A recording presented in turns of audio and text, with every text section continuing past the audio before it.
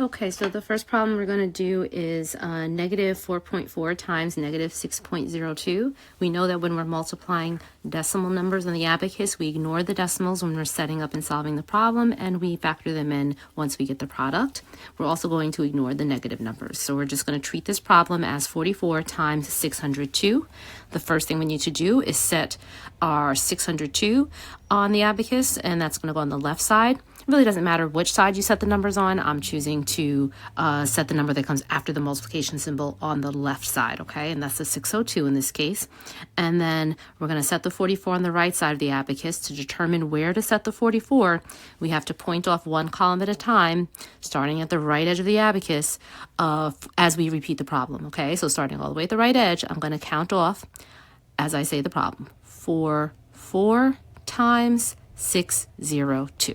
And that leaves me in the 6th column, and that's where I'm going to start setting 44. So setting the first 44 in the 6th column, and the second 44 in the 5th column.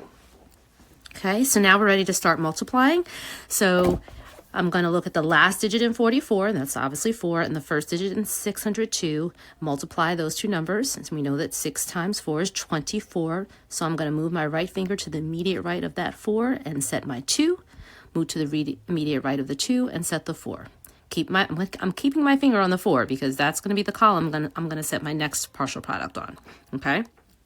So my left finger is going to move to the second digit in 602. That's 0. And of course we know 0 times 4 is 0. So what we're going to do on the abacus, we don't have to move any b's, but we do have to account for that partial product. So we're going to say 0 as we move our right finger to the right. Okay, so right now your right finger should be on the second column from the right. Okay, leave that finger there, and your left finger now moves to the third digit in 602, which is the 2, and we're going to multiply that by 4.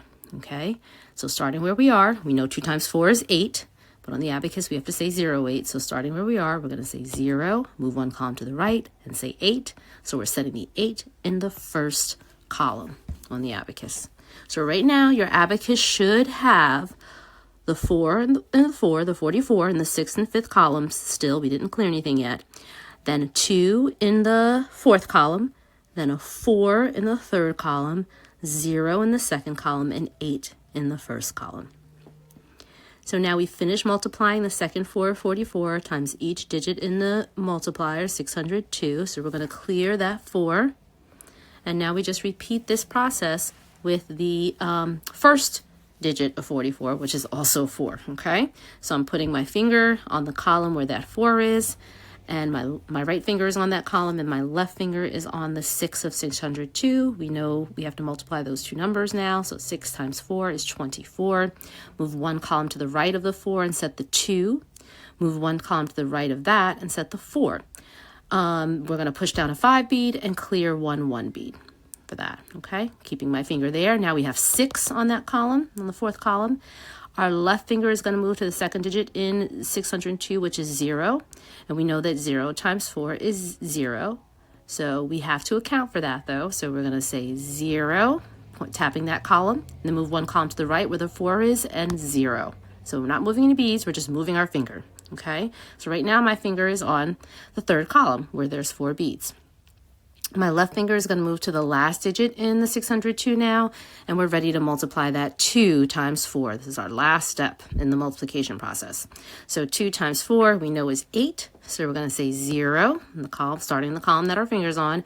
Move one column to the right, which is the second column from the right edge of the abacus. There are no beads in that column, so we can go ahead and just add or set the number 8.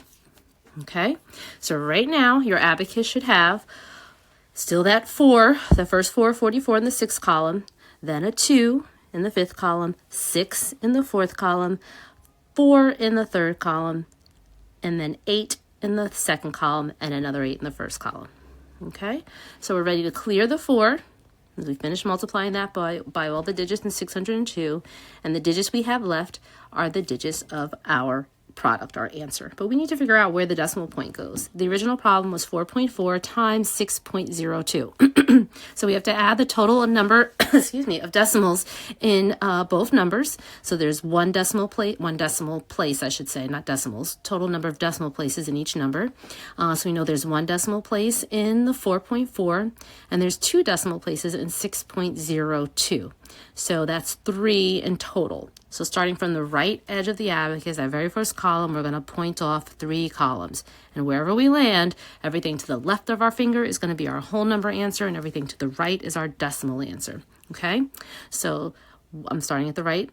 1, 2, 3. So I land on that right to the left of the third column, and that's where I put my decimal point. So my answer is 26.488. And we multiplied a negative times a negative, so our answer is a positive.